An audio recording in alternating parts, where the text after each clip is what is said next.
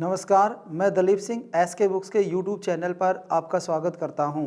आज हम बात करने वाले हैं हरियाणा स्टाफ सिलेक्शन कमीशन द्वारा आयोजित सीईटी ग्रुप डी भर्ती परीक्षा के बारे में। अब इस भर्ती के लिए ये बुक दिखा रखी हैं Haryana CET group D SK books, और इसी तरह से ये पेपर सेट है भाई हरियाणा सीईटी ग्रुप डी के बारे में 26 पेपर सेट हैं जिनको पढ़ना बहुत ज़रूरी है। आज हम सामान्य विज्ञान में जो हमारा टॉपिक है कार्य शक्ति व ऊर्जा, इससे रिलेटेड 15 क्वेश्चनों की बात करेंगे जो बार बार एग्जामों में पूछे जाते हैं। तो भाई पहला क्वेश्चन है, कार्य करने की क्षमता क्या कहलाती है। तो सबसे पहले तो हमें कार्य के बारे में पता होना चाहिए कि भाई कार्य किसे कहते हैं।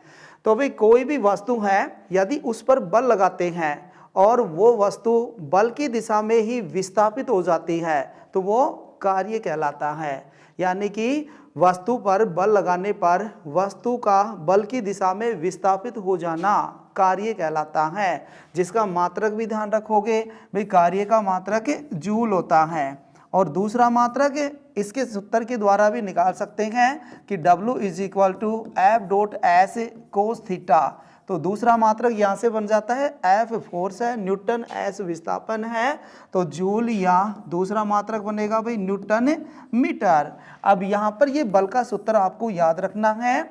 अब जो थीटा है ये क्या है, F और S के बीच, यानी कि जो बल है और विस्थापन है, F और S कह सकते हैं कि विस्थापन, इसके बीच बनने वाला कोण होता है। हमने परिभाषा के अकॉर्डिंग बताया था कि किसी भी वस्तु पर, भाई ये वस्तु है, यदि हम इस पर बल लगा रहे हैं और ये वस्तु इस बल की दिशा में ही विस्थापित हो जाती है, यानी कि इधर ही आगे विस्थापित हो रही है, तो देखो विस्थापन भी इधर ही हो रहा है और जो बल है वो भी इधर ही हो रहा है, तो यानी दोनों की दिशा या दोनों समानांतर में है, इनके बीच जो एंगल है वो 0 डिग्री है। तो यहाँ पर यदि थीटा का मान मैं 0 रख रहा हूँ तो यहाँ से W = F.S कोस 0, तो कोस 0 का मान 1 होता है भाई।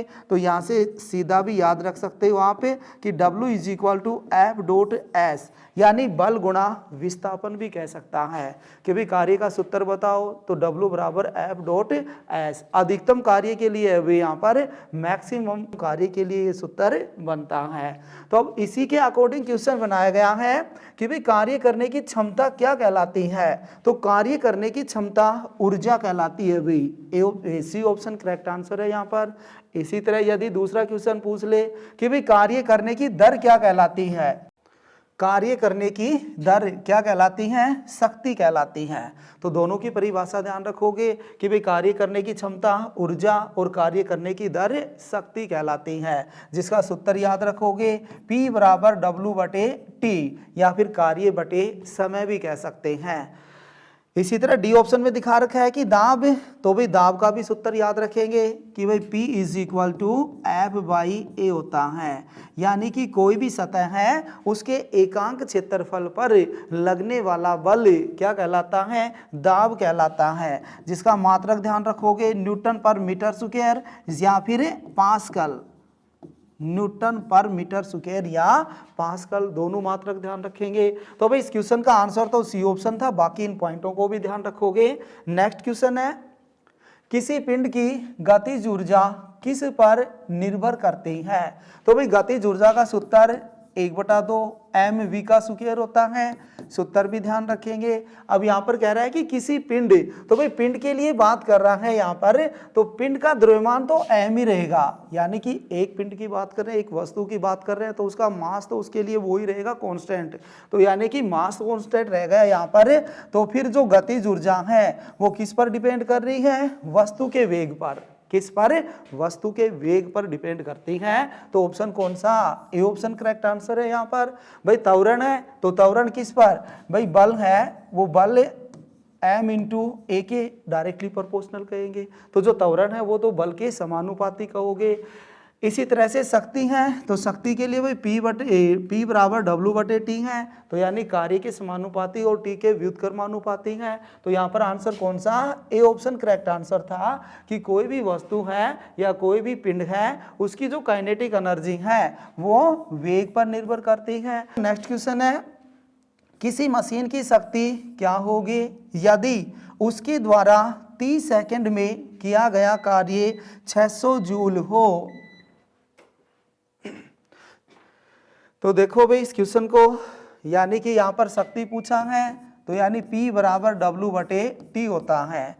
अब यहाँ पर हमें W है, कार्य है, वो कितना 600 जूल है, और T कितना ना 20 वाट। सी ऑप्शन आंसर है यहाँ पर।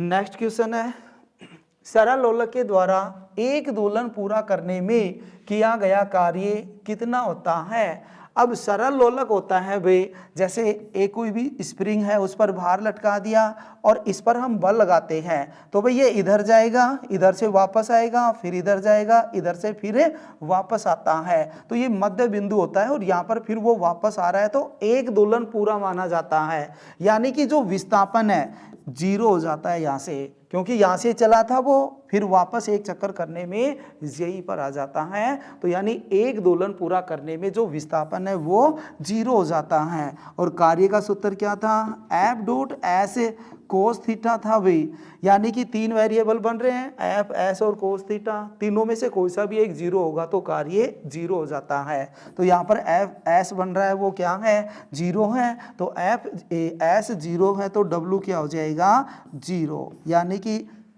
सरल लोलक के द्वारा एक दोलन पूरा करने में जो कार्य है वो कितना 0 होगा भाई, क्यों, क्योंकि जो विस्थापन है डिस्प्लेसमेंट है वो 0 हो जाता है। तो सी ऑप्शन आंसर था इसका। बी ऑप्शन में 1 जूल दे रखा है भाई, तो 1 जूल की परिभाषा भी ध्यान रखोगे आप कि भाई 1 जूल क्या होता है। तो कोई भी वस्तु है, यदि हम उस पर 1 न्यूटन बल लगाते हैं तो 1 मीटर विस्थापित हो जाए, और बल की दिशा में 1 मीटर विस्थापित हो जाती है, तो हम कहते हैं कि 1 जूल कार्य हुआ है। नेक्स्ट क्वेश्चन है भाई, यदि किसी पिंड का वेग आधा कर दिया जाए तो वस्तु की गतिज ऊर्जा कितनी होगी। इंपॉर्टेंट क्वेश्चन है भाई, ये बार बार पूछा जाता है इस पर। तो गतिज ऊर्जा का सूत्र याद रखोगे, के काइनेटिक एनर्जी बराबर 1/2 mv का स्क्वायर। चेंज किसको कर रहे हैं भाई, वेग को चेंज कर रहे हैं, द्रव्यमान पर कुछ भी प्रभाव नहीं डाल रही है, तो वेग को जितना चेंज कर रहे हैं तो उसी के अकॉर्डिंग हमारा आंसर बन जाता है भाई। तो यहाँ पर जो गतिज ऊर्जा है वेग के स्क्वायर के समानुपाती है, तो यहाँ पर वेग को इन्होंने कितना आधा किया है भाई वेग को कितना किया, आधा किया है, तो इसका स्क्वायर कर दो। स्क्वायर करोगे तो यानी v²/4 हो जाता है। यानी पहले की बजाय गतिज ऊर्जा कितनी, भाई यहाँ पर इसको सोल्व करोगे और आगे, तो यानी v² तो यहाँ पर रहेगा v², और इसके अलावा कितना 1/4 हो जाता है। तो यानी कि जो गतिज ऊर्जा है वो पहले की बजाय कितनी 1/4 हो जाती है, तो ध्यान रखोगे। और यदि कहता है कि वेग को दुगना कर दिया जाए, 2v कर दिया जाए, तो जैसे भी वेग को चेंज कर रहा है उसका स्क्वायर कर दोगे आप डायरेक्ट, यानी डबल किया है तो 2 का स्क्वायर कितना 4 गुना हो जाता है, तो इसीलिए जो गतिज ऊर्जा है वो 4 गुना हो जाएगी। और इसी तरह यदि कह दे आपसे कि कोई भी वस्तु है उसका वेग 4 गुना कर दिया गया, उसका वेग 4 गुना कर दिया गया, तो वस्तु की गतिज ऊर्जा कितनी हो जाएगी। तो यहां से हम क्या करेंगे, 4 का स्क्वायर कर देंगे, बस और कुछ नहीं करना। तो 4 का स्क्वायर क्या होगा भाई 16 हो जाता है। तो वस्तु की गतिज ऊर्जा कितनी 16 गुना हो जाती है। तो इस तरह से आपसे जैसे भी क्वेश्चन पूछ रहा है आंसर दोगे, तो इसका आंसर तो कौन सा सी ऑप्शन था 1/4 गुना हो जाएगी। नेक्स्ट क्वेश्चन है, यदि किसी हल्की व भारी वस्तु का संवेग बराबर हो तो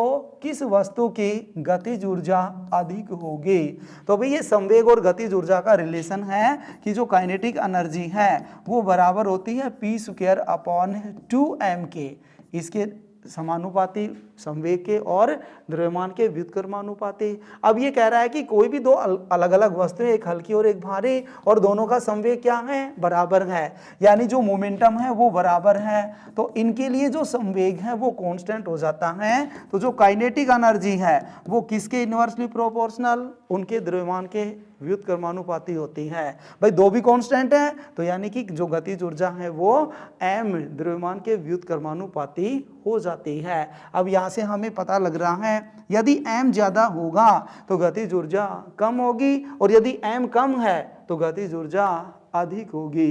कम का मतलब भाई हल्की वस्तु है तो गतिज ऊर्जा ज्यादा, भारी वस्तु है तो गतिज ऊर्जा कम। तो इन्होंने क्या पूछा है भाई, हल्की व भारी वस्तु है तो अधिक ऊर्जा पूछा है हमारे से कि गतिज ऊर्जा अधिक कौन से की होगी। तो हल्की वस्तु वाले की गतिज ऊर्जा ज्यादा होगी। तो ऑप्शन कौन सा, ए ऑप्शन करेक्ट आंसर है।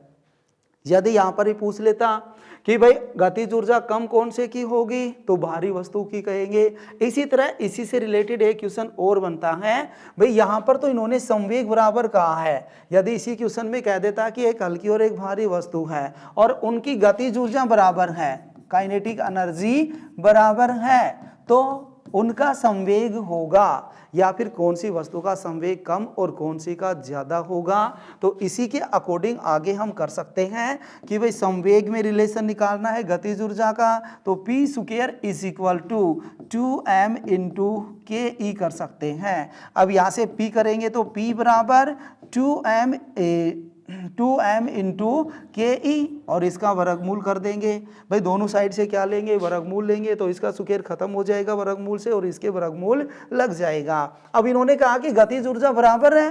भाई दूसरा क्वेश्चन बना रहे हैं कि गतिज ऊर्जा यदि उनकी बराबर हो, इसका मतलब ये तो कांस्टेंट हो गए, दो भी कांस्टेंट हैं, तो इसके द्वारा जो संवेग है वो किसके समानुपाती, वर्गमूल m के समानुपाती हो जाता है। तो यहाँ से हमें पता लग रहा है कि हल्की वस्तु का संवेग कम होगा और भारी वस्तु का संवेग अधिक होगा। तो यानी इसके अकॉर्डिंग आपसे पूछे तो ये वाला रिलेशन ध्यान रखोगे, और यदि संवेग बराबर कह रहा है तो ये वाला रिलेशन ध्यान रखना है।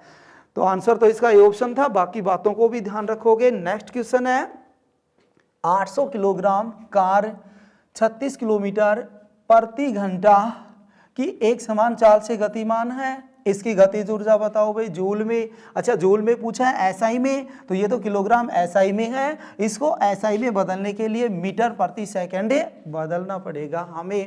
सबसे पहले तो गतिज ऊर्जा का सूत्र पता होना चाहिए, 1/2 m v square kinetic energy. यहाँ पर हमें m मिल गया भाई कितना, 800 किलोग्राम। अच्छा वेग किस में दे रखा है हमें, वेग किलोमीटर पर आवर में दे रखा है, 36 किलोमीटर पर आवर। इसको मीटर प्रति सेकंड में चेंज करोगे तो क्या करेंगे, 5/18 से गुणा करते हैं। तो कर दो इसको 18 एकम 18, 18 दूनी 36, यानी इसका वेग कितना 10 मीटर प्रति सेकंड आ जाता है। तो यहाँ पर रख देंगे वेग का स्क्वायर है तो 10 गुणा में 10, सोल्व कर दो इसको। सोल्व करेंगे तो भाई 2 से काट दो, 400 से कट जाएगा, तो यानी 2 0 2 ये रही, तो 4 गुणा में 10 की पावर कितना, 4 जूल कह सकते हैं। ऑप्शन कौन सा, ए ऑप्शन करेक्ट आंसर है। तो यानी कि इस तरह से क्वेश्चन दे रखा है तो आपको पहले वेग को चेंज करना होगा भाई मीटर प्रति सेकंड में, या फिर भाई गतिज ऊर्जा ही हमारे से किलो जूल में पूछ रहा है तो फिर हमें चेंज करने की जरूरत नहीं होगी। तो ध्यान दोगे इस पर, ए ऑप्शन करेक्ट आंसर था। नेक्स्ट है स्थित ऊर्जा का सूत्र पूछा है भाई, पोटेंशियल एनर्जी, इंग्लिश में जरूर नाम याद रखोगे इसका, पोटेंशियल एनर्जी शॉर्ट फॉर्म में पीई से डिनोट कर देते हैं भाई। जैसे काइनेटिक एनर्जी गतिज ऊर्जा को कह रहे थे काइनेटिक एनर्जी, तो इसी तरह से इसको पोटेंशियल एनर्जी पीई से डिनोट करेंगे, और जिसका सूत्र क्या होता है m into G H, M G H कहेंगे। m क्या है वस्तु का द्रव्यमान, g क्या है गुरुत्वीय त्वरण, और h क्या है ऊंचाई। इससे रिलेटेड कई बार क्वेश्चन भी पूछ लेता है एक और आपसे कि भाई कोई व्यक्ति है 40 किलोग्राम का और उसको 20 मीटर ऊंची मंजिल पर चढ़ना है तो उसको कितनी ऊर्जा की जरूरत होगी। तो भाई m दे दिया व्यक्ति का कितना 40 किलोग्राम, और गुरुत्वीय त्वरण का मान 10 है भाई, g का मान 10 लेकर चलेंगे। तो h जो ऊंचाई है वो हमें दिया हुआ है कितनी 20 मीटर, तो उस व्यक्ति को कितनी ऊर्जा चाहिए 8000 जूल एनर्जी चाहिए। तो ये भी ध्यान रखना है साथ साथ।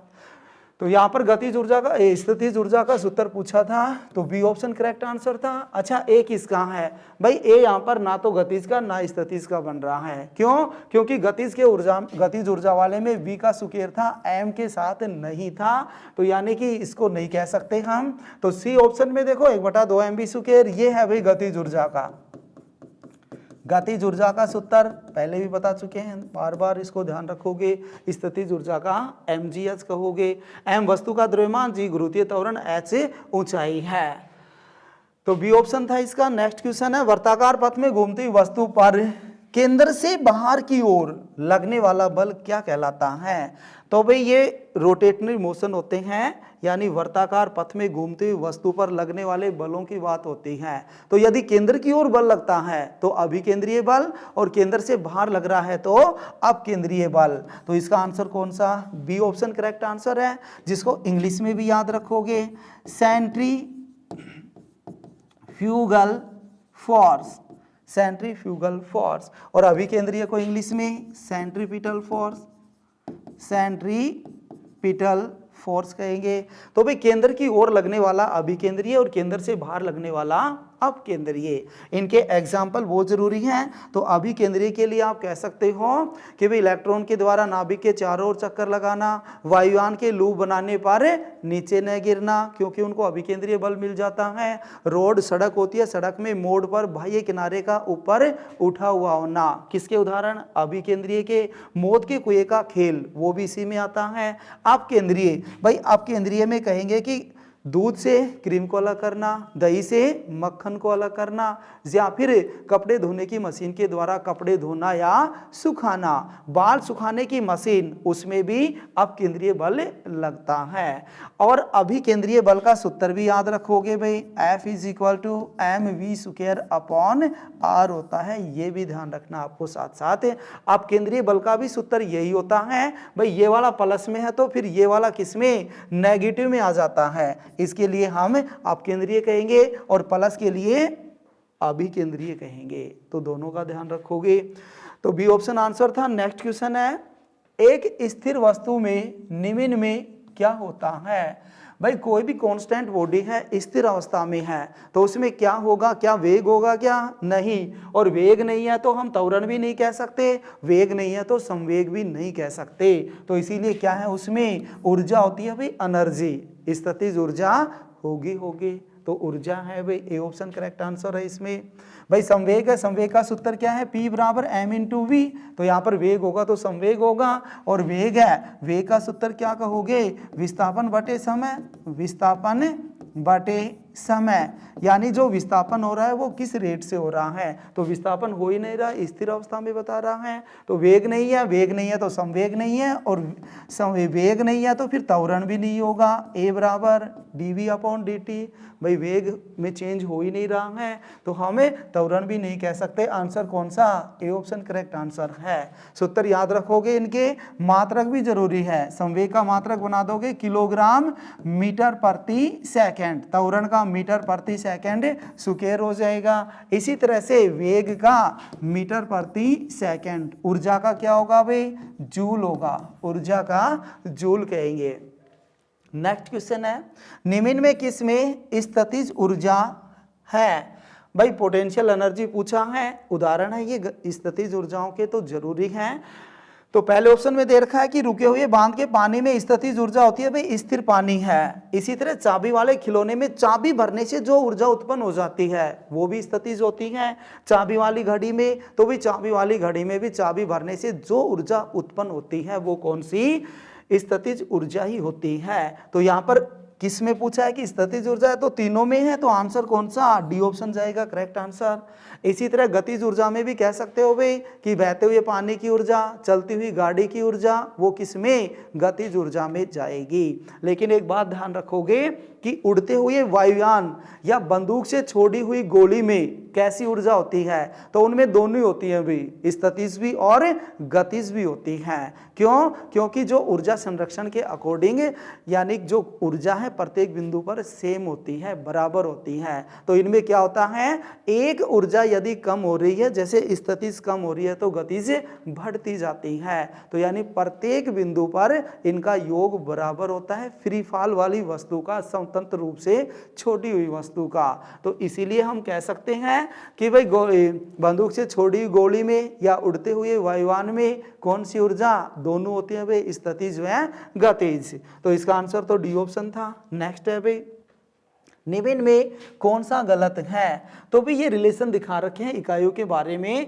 जैसे पहला कह रखा है 1 न्यूटन में कितने डायन, तो 10 की पावर 5 होते हैं, पहला तो सही है। दूसरा कह रखा है 1 जूल में कितने अर्ग, तो 10 की पावर 7 अर्ग है, ये भी सही है।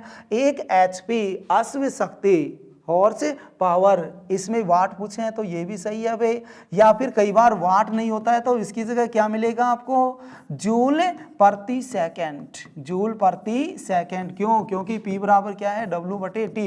भाई वाट शक्ति का मात्रक है तो यहाँ से दूसरा मात्रक क्या बन जाएगा भाई, कार्य का जूल, T का सेकंड, तो जूल प्रति सेकंड। वाट नहीं होगा तो उसकी जगह जूल प्रति सेकंड याद रखोगे कि 1 HP में 746 वाट या जूल प्रति सेकंड होते हैं, तो ये भी सही है। नेक्स्ट कह रखा है कि 1 पास्कल में 10 की पावर 5 बार होते हैं, तो ये गलत है और गलत उठाना था हमारा, तो डी ऑप्शन करेक्ट आंसर है। तो फिर होता क्या है, ये 1 बार में पास्कल होते हैं भाई, कितने, 10 की पावर 5 पास्कल होते हैं। अब यहाँ पर यदि उल्टा करना था हमें कि भाई 1 पास्कल में, तो 1 पास्कल में बार बताने थे तो इसको इधर लेके जाएंगे, इधर लेके जाओगे तो भाग में, भाग को ऊपर करोगे तो पावर किस में, माइनस में चली जाती है। यानी 1 पास्कल बराबर 10 की पावर -5 बार होना चाहिए था, तो गलत उठाना था, तो डी ऑप्शन करेक्ट आंसर था इसका।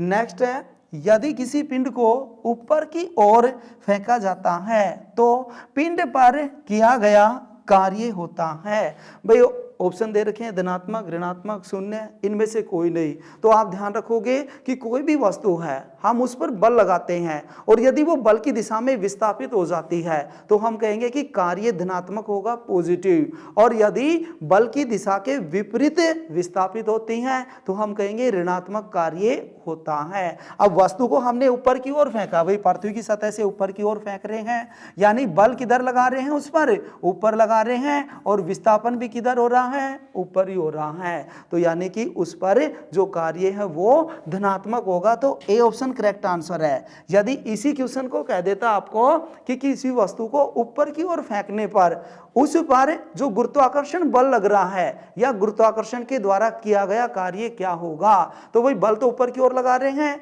ए वस्तु को हम ऊपर की ओर फेंक रहे हैं, विस्थापित ऊपर की ओर, लेकिन जो बल है वो गुरुत्वाकर्षण वाला नीचे की ओर लग रहा है, तो गुरुत्वाकर्षण बल पूछे तो वो नेगेटिव जाएगा, और यदि सीधा कह रहा है कि वस्तु पर किया गया कार्य, वो कहेंगे पॉजिटिव होगा, धनात्मक होगा। ध्यान रखोगे इस पर, तो ये ऑप्शन करेक्ट आंसर था यहाँ पर। नेक्स्ट है भाई, 4 × 10 की पावर 4 ग्राम की वस्तु का त्वरण कितना होगा ताकि उस पर लगने वाला बल 80 न्यूटन हो जाए।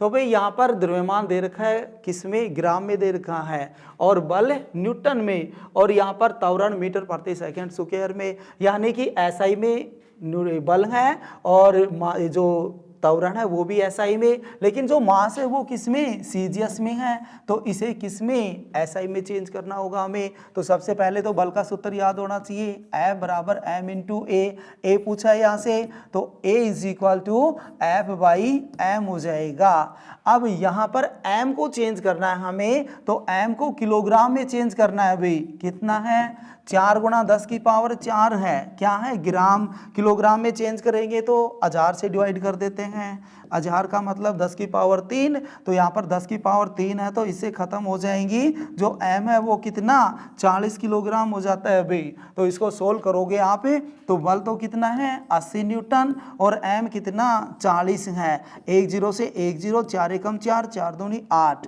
यानी A = क्या आ जाता है, 2 मीटर प्रति सेकंड स्क्वायर आ जाता है। तो ऑप्शन कौन सा, सी ऑप्शन करेक्ट आंसर है। तो ध्यान दोगे, इस तरह से सिंपल क्वेश्चन है, लेकिन इकाई के बारे में जरूर ध्यान देना है। एक जैसी इकाई है तो चेंज करने की जरूरत नहीं है, अलग अलग है तो उनको चेंज करना पड़ेगा अकॉर्डिंग टू ऑप्शन या फिर क्वेश्चन में जो बता रखा है उसके अनुसार। तो ऑप्शन कौन सा, सी ऑप्शन करेक्ट आंसर था इसका। नेक्स्ट है अभी अभिकेंद्रीय बल का सूत्र, तो अभिकेंद्रीय बल का सूत्र mv²/r होता है, ए ऑप्शन करेक्ट आंसर है यहाँ पर। अच्छा, बी में किसका है अभी, गतिज ऊर्जा का है, गतिज ऊर्जा, काइनेटिक एनर्जी।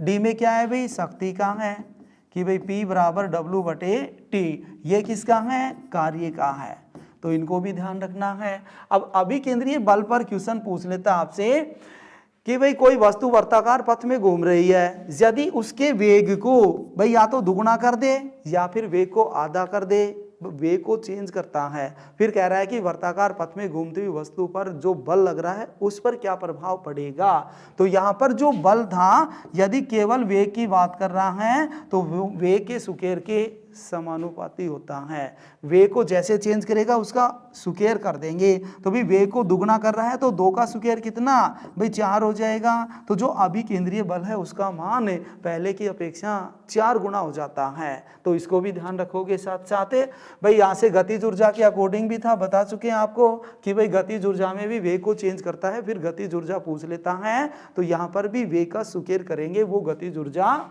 चेंज हुई आ जाती है। तो भाई इस तरह से हमने ये 15 क्वेश्चन थे इस टॉपिक से रिलेटेड कंप्लीट किए। श्री कृष्ण कोचिंग सेंटर हरियाणा सीटी ग्रुप डी 2023 एग्जाम की ऑफलाइन कोचिंग के नए बैच आरंभ हैं। अधिक जानकारी के लिए आप इन नंबरों पर संपर्क करोगे। नंबर है 9812015967। तो इन पर संपर्क करोगे। इस एग्जाम के लिए एसके बुक से सभी शॉप्स पर और ऑनलाइन भी अवेलेबल हैं। अगर आप ऑनलाइन लेना चाहते हैं तो उसका लिंक डिस्क्रिप्शन बॉक्स में अवेलेबल है। इस चैनल पर हम इस भर्ती और अन्य सभी भर्तियों से संबंधित इम्पोर्टेंट जानकारी और स्टडी मटेरियल भी उपलब्ध कराते रहेंगे। तो इस वीडियो को लाइक कीजिए और चैनल को सब्सक्राइब कीजिए और अपने दोस्तों के साथ शेयर भी कीजिए। मिलते हैं अगले वीडियो में। जय हिंद।